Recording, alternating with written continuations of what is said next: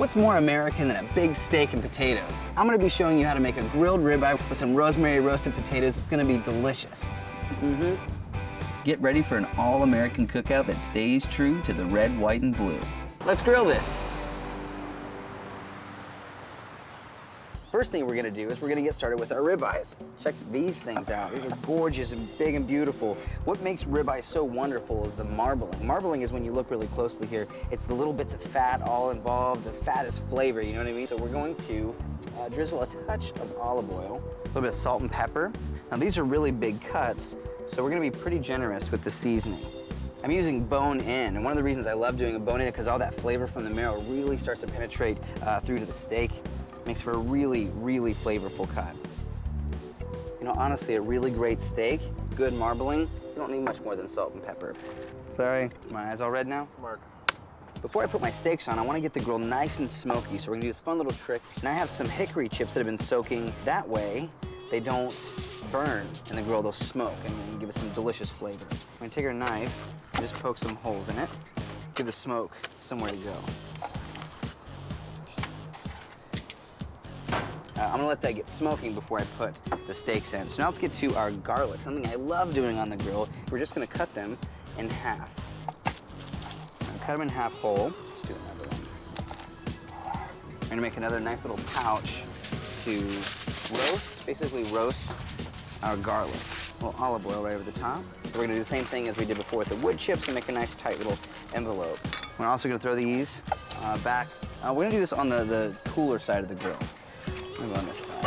Now, just like we did a second ago with our garlic, we're gonna do kind of another little pouch guy with our potatoes. We're using these little red potatoes. Cut them in half once, flip them in half again, so we're left with something like that. There are really so many different things that you can do on the grill. You know, we're gonna roast these potatoes and they're gonna get beautiful and gorgeous and good looking all on the grill. It's like an all-in-one kitchen. We're gonna add about a tablespoon of butter, just a touch of olive oil so the butter doesn't burn, some salt and pepper. Then we're gonna add some fresh rosemary. So you're gonna add a ton of beautiful flavor. Then we're gonna wrap this bad boy up. We're gonna toss this back by our garlic. All right. And Mark. All right, so our wood chips are getting nice and smoky. We're gonna go ahead and add beautiful steaks. We're gonna go on an angle just like that. Both of our steaks. All right, we're gonna let those sit for about 2.5 minutes or so, 3 minutes. We're gonna get that beautiful line, then we're gonna turn them 90 degrees to get that cool crosshatch, the little X pattern, all right? So we're gonna let these go just for a little bit. So I'm gonna pour myself a delicious glass of Long Island Merlot. It's so good. Lots of dried roasted fruits. That's what I'm talking about. All right, let's give our steaks a flip.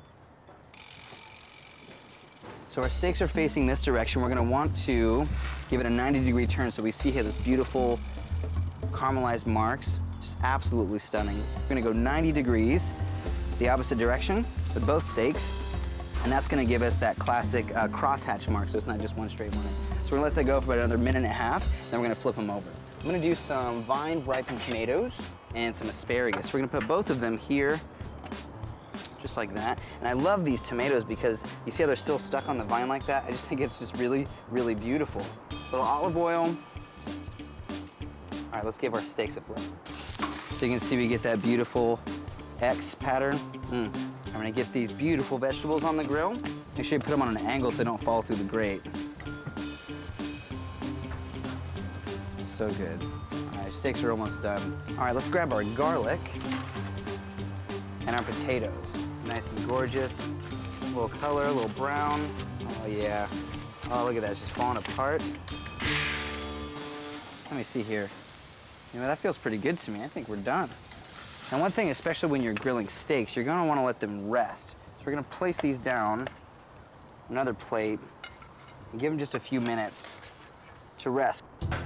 All right, we're gonna start with a beautiful plate, some asparagus right down on the bottom. All this was really, really simple, you know? You guys saw it happen just in a few minutes.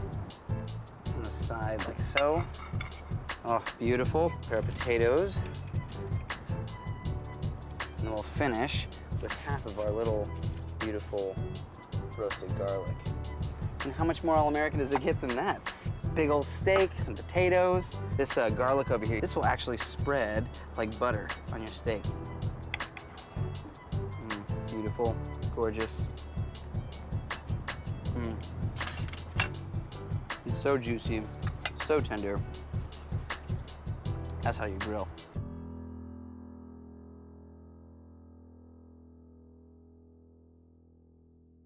Subscribe to Hungry and feed your food obsession.